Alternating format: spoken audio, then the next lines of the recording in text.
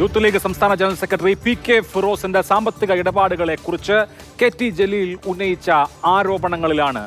ഓരോ ദിവസമായി KT ജലീൽ അദ്ദേഹത്തിന്റെ ഫേസ്ബുക്ക് പേജ് വഴി യൂത്ത് ലീഗിന്റെ കേരളത്തിലെ ഏറ്റവും പ്രധാനപ്പെട്ട നേതാവിനെതിരെ ദിനം പ്രതി ആരോപണങ്ങൾ തൊടുത്തുവിട്ടുകൊണ്ടിരിക്കുകയാണ്. അതിന് ഇന്നലെ PK ഫിറോസ് മറുപടി പറഞ്ഞു. ഈ മത്സരത്തിൽ ആരാണ് ഗോളടിക്കുക? ഉന്നയിച്ച ആരോപണങ്ങൾ എത്രമാത്രം ഗുരുതരമാണ്? ആ വിഷയമാണ് ബ്രേക്കിംഗ് അവേഴ്സിൽ ആദ്യം.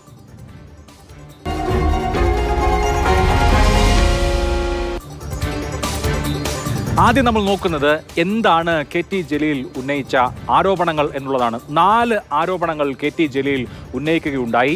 PK ഫിറോസ് എന്ന മുഴുവൻ സമയ രാഷ്ട്രീയ പ്രവർത്തകനായ യൂത്ത് ലീഗിന്റെ അധ്യക്ഷൻ എങ്ങനെയാണ് പണം സമാഹരിച്ച് വിവിധ പരിപാടികളിൽ ഇൻവെസ്റ്റ് ചെയ്യുന്നത്? അദ്ദേഹത്തിന് എമ്മി ചിക്കൻ, ഫ്രൈഡ് ചിക്കൻ ഔട്ട്ലെറ്റുകൾ ഉണ്ട്, അല്ലെങ്കിൽ അതിൽ നിക്ഷേപമുണ്ട്. ആ പണം എവിടെ നിന്ന് എന്ന ചോദ്യം ചോദിക്കുന്നു KT ജലീൽ. അദ്ദേഹം ദുബായിൽ ഒരു സ്ഥാപനത്തിലെ കരാർ ജീവനക്കാരനാണ്. ആ ജീവനക്കാരന് മാനേജറാണ്, സെയിൽസ് മാനേജറാണ്. ആ സെയിൽസ് മാനേജർക്ക് 5 ലക്ഷം രൂപ പ്രതിമാസ വേതനം കിട്ടുന്നുണ്ട്. കേരളത്തിലെ മുഴുവൻ സമയ രാഷ്ട്രീയ പ്രവർത്തകനായ ഒരു വ്യക്തിക്ക് എങ്ങനെയാണ് ഇത്രയും രൂപ ശമ്പളം കിട്ടുക?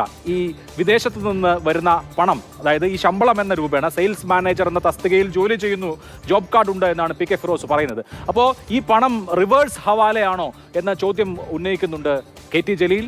ഈ എമ്മി എന്ന് പറയുന്ന ഫ്രൈഡ് ചിക്കൻ കമ്പനി അത് തൻ്റേതാണ്, അല്ലെങ്കിൽ തനിക്കതിൽ ഓഹരി ഉടമസ്ഥത ഉണ്ട് എന്ന് ഇന്നലെ PK ഫിറോസ് സമ്മതിച്ചിരുന്നു.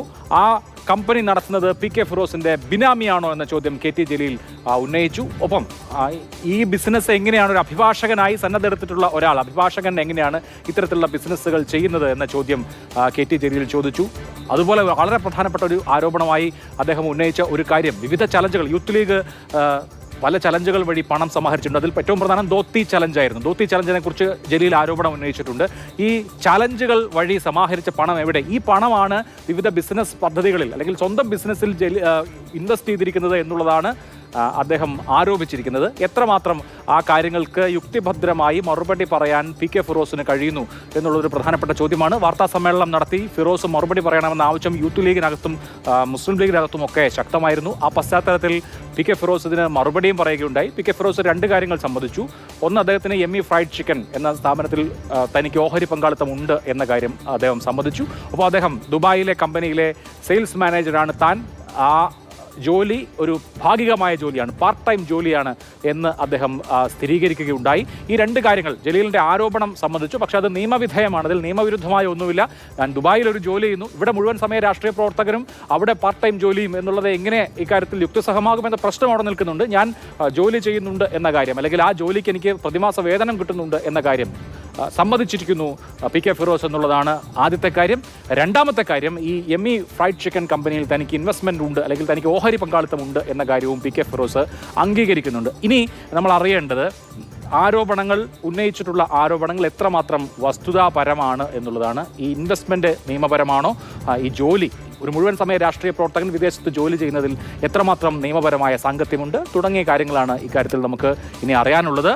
ആ കാര്യത്തിൽ എന്താണ് ഇനി ജലീലിനും ഫിറോസിനും പറയാനുള്ളത് എന്നുള്ളത് പ്രധാനപ്പെട്ട കാര്യമാണ്. ഇന്നലെ ഫിറോസ് ഈ കാര്യങ്ങളൊക്കെ വിശദീകരിച്ചതിന് ശേഷം ജലീലിന് ആ വിശദീകരണം ബോധ്യമായിട്ടുണ്ടോ? അത് പറയാൻ ജലീൽ തന്നെ നമ്മോടൊപ്പം ഉണ്ട്. അല്പസമയത്തിനകം അദ്ദേഹം ചേരുകയും ചെയ്യും. എന്തൊക്കെയാണ് PK ഫിറോസിൻ്റെ ഡിഫൻസ് എന്നുള്ളത് നമ്മൾ അറിയേണ്ടതുണ്ട്.